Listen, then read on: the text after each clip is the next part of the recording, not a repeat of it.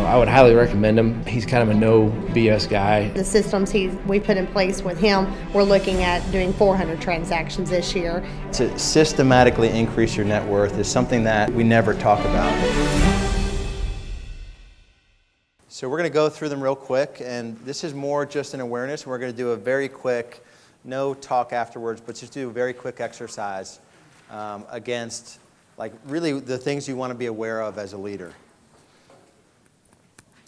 I just want to get into it. So I think there's like sort of 14 or 15 things that I want to just cover real quick. I want to go through these quickly. There's no rocket science in any of this, and then have you do a quick assessment in that worksheet. So we covered visioning and the ability to dream and setting that.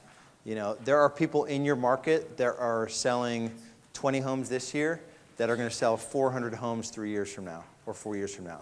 So you just got to decide now that you're going to be one of those people, if that's what you want. You know, so it's not like this is an impossible thing to do. So your ability to dream. So many of us, and I've suffered from this when I was in the business. You know, the analogy is, you know, medications for, you know, maybe stop eating like 2 cheeseburgers a day if you have heart disease, but let's give like, you know, medications for something like that. So instead of solving, you know, the chronic problems in your business, look at the underlying solutions and think holistically. So honesty, it goes without saying. The honesty is a big one. Strength, you know, there's a lot of times, and I keep bringing up Andy, but there's a lot of times where it gets tough, and especially when you're in that scaling stage and you have too many listings, you don't have that next hire, and shit goes sideways, and you have the standard of care for your clients, and it feels weird, and you go into the closing table and you don't know which client is yours, and you just feel off kilter. That's where the strength comes in. Fairness and reasonableness, thoroughness and persistence, you know, so to be crystal clear on what the outcome is. Willingness to listen. This is one for me, when I look at this one, I think I'm better now. Where's Sheree? Raise your hand so I can look at you when I need to look at you.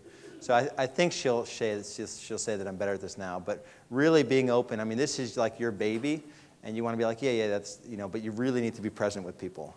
And they've even, you know, I'd be having meetings with people, and I'd be like doing other stuff, and my team was pretty good about calling me out on it. So being present, calmness, consistency. This is probably the biggest one for all of us.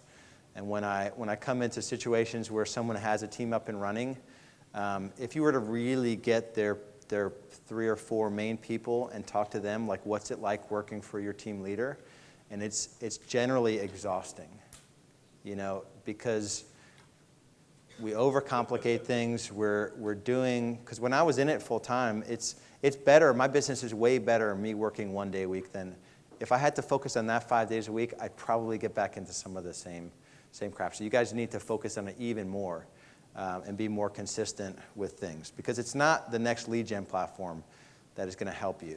You know, it's just being consistent on, like, call the leads. Like, there's 3 things you have to do as a buyer agent, and if you can't do those 3 things, there's not a spot for you on this team. And just being clear on that. Protectiveness over your team. Patience, you know, this is a big one for me. I'm the worst trainer on my team. So the process I'm going to show you has 4 people involved in it for my team, which not everyone has 4 people that can get involved in training a new agent class.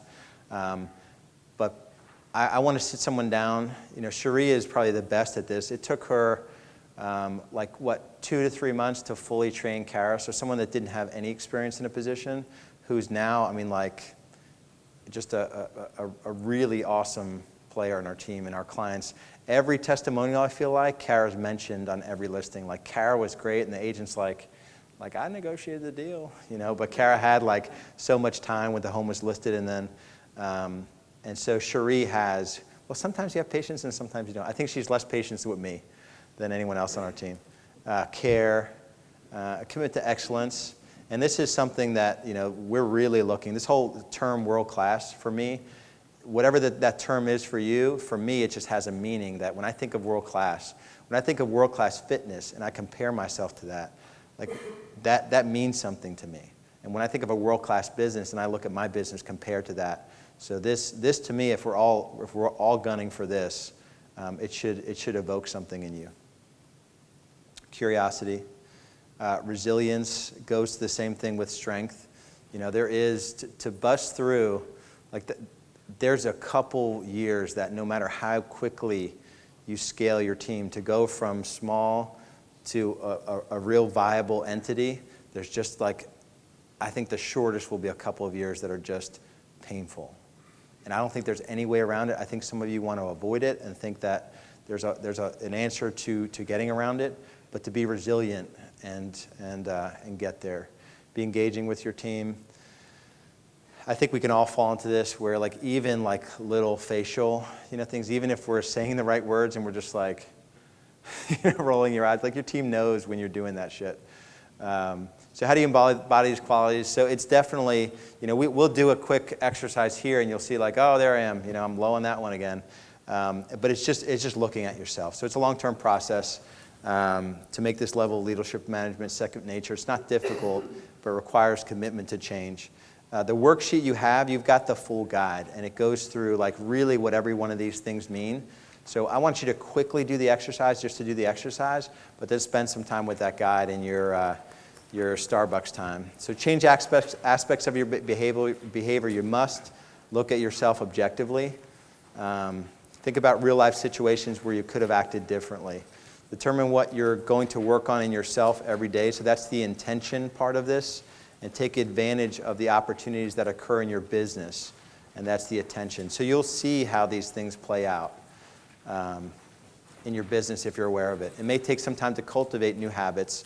And there's a lot, hopefully from yesterday, there's at least a handful of things that you're I've got to put a light on this.